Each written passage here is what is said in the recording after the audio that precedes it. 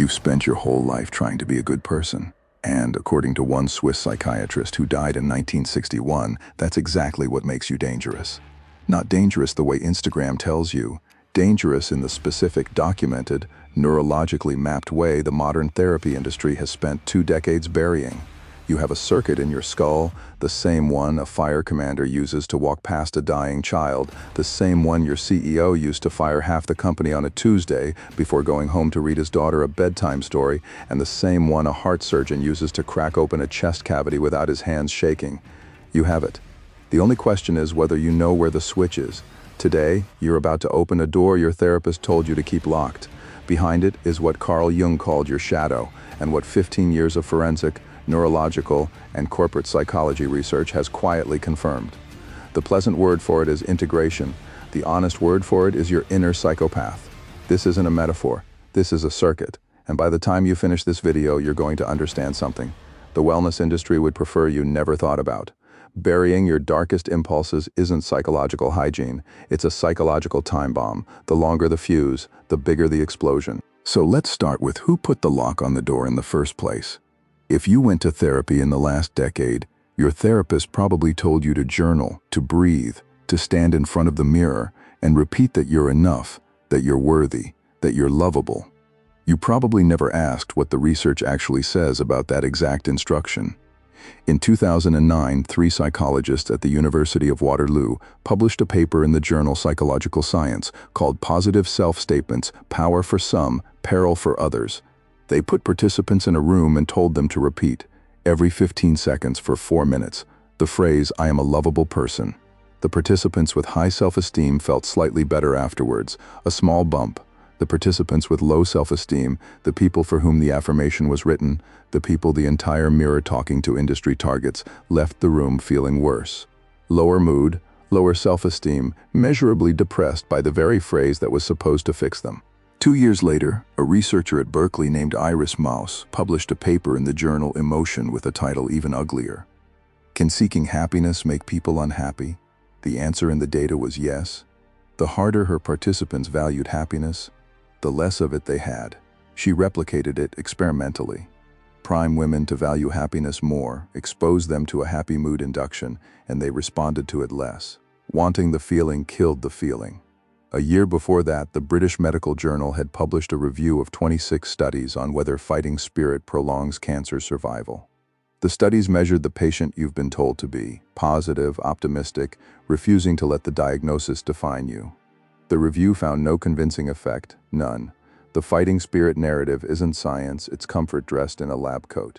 You haven't seen these studies because the industry built on burying them is, in the United States alone, an $89 billion market. I'll say it again, 89 billion. Behavioral health services, self-improvement adds another 13 billion on top of that. BetterHelp by itself pulled in over $1 billion in 2024.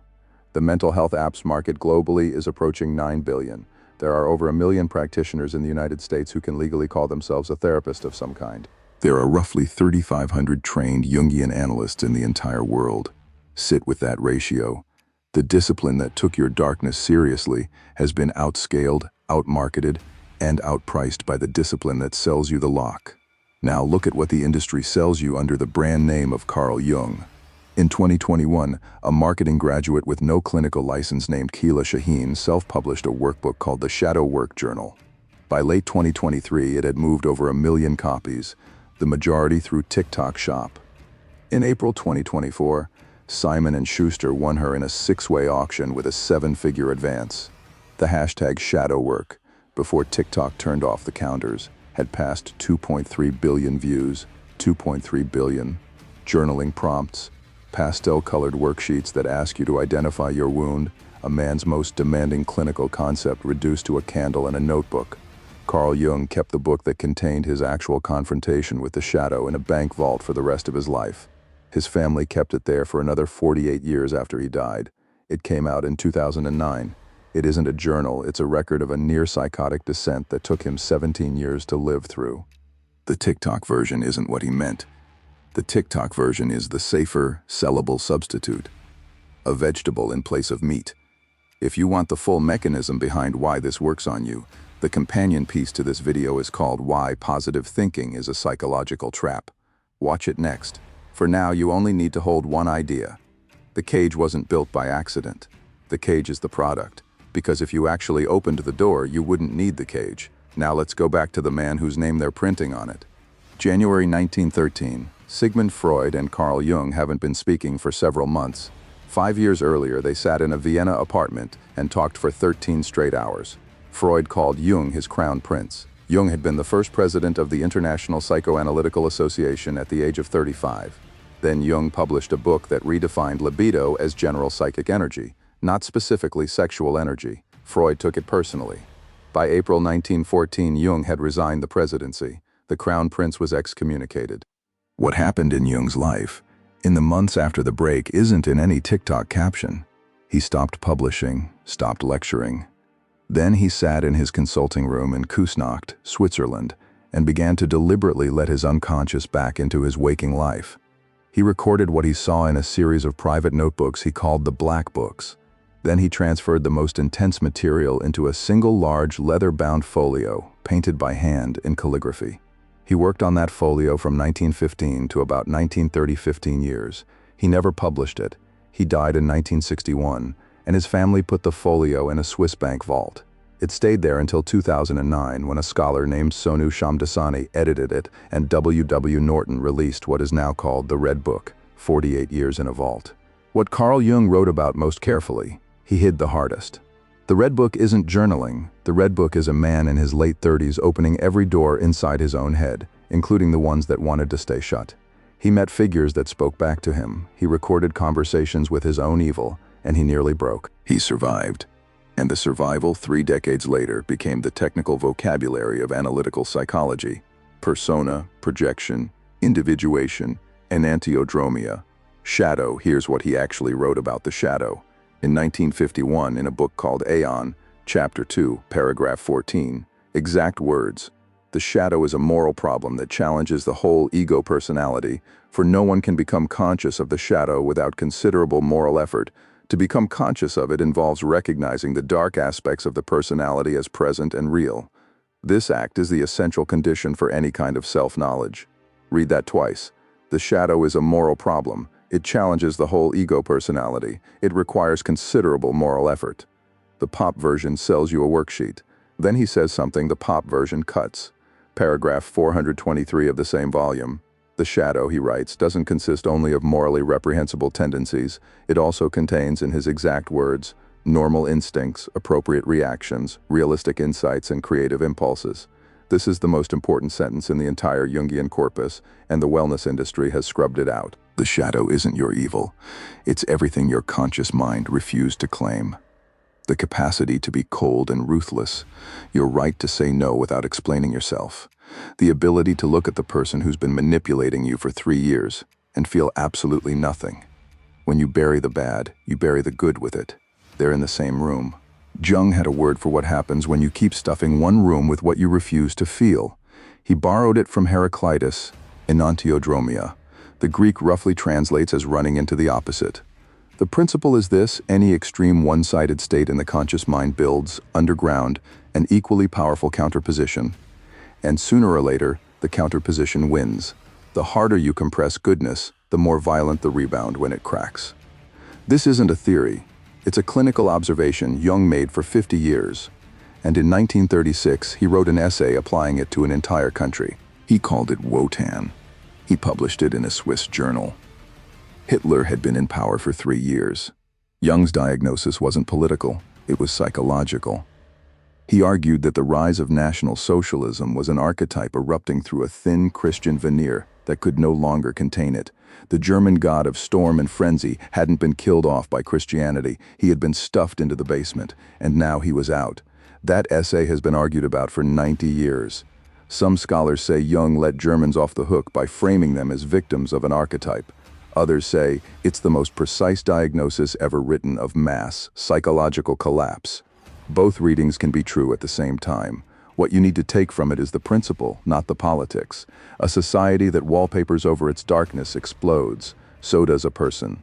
Jung's longer treatment of all of this, the one you can't fit into a single video, is called a deep dive into Jung's shadow, integrating your hidden self. That one's the long-form companion to what you're walking through right now. Watch it next. For now, hold this. Jung wasn't writing journal prompts.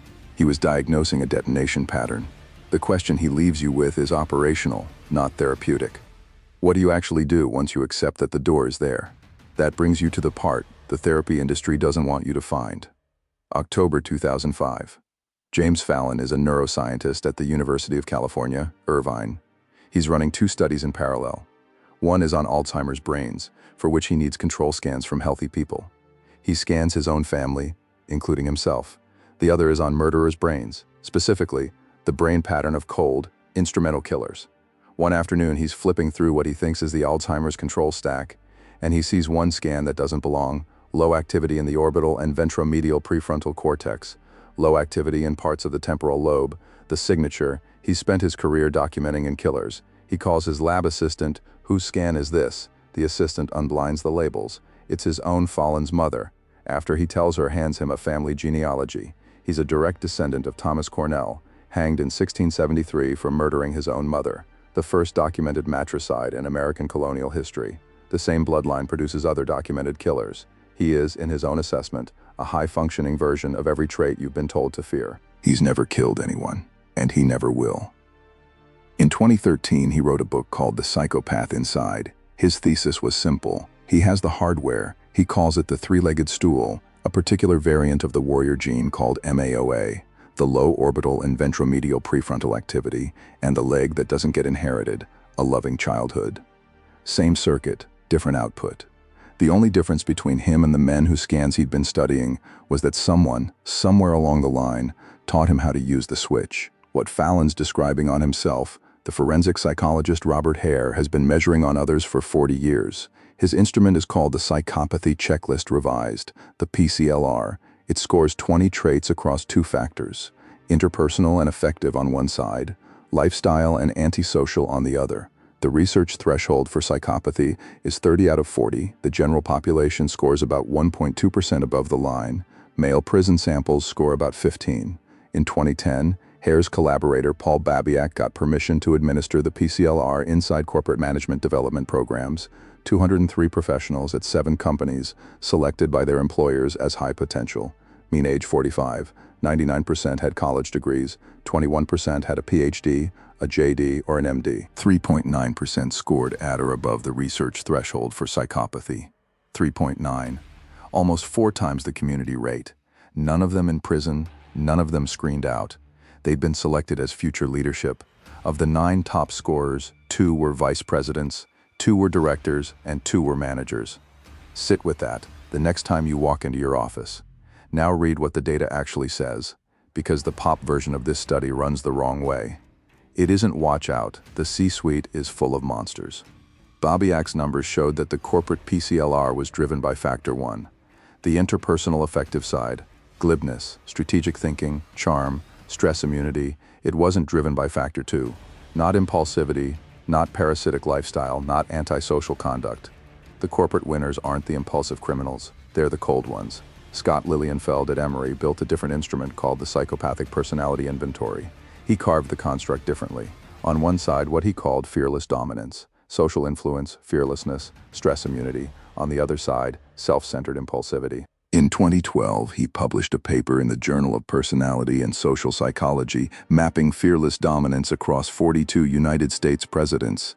The expert ratings came from over 120 professional historians. The presidents who scored highest on fearless dominance were Theodore Roosevelt, John F. Kennedy, Franklin D. Roosevelt, Ronald Reagan, and Rutherford B. Hayes.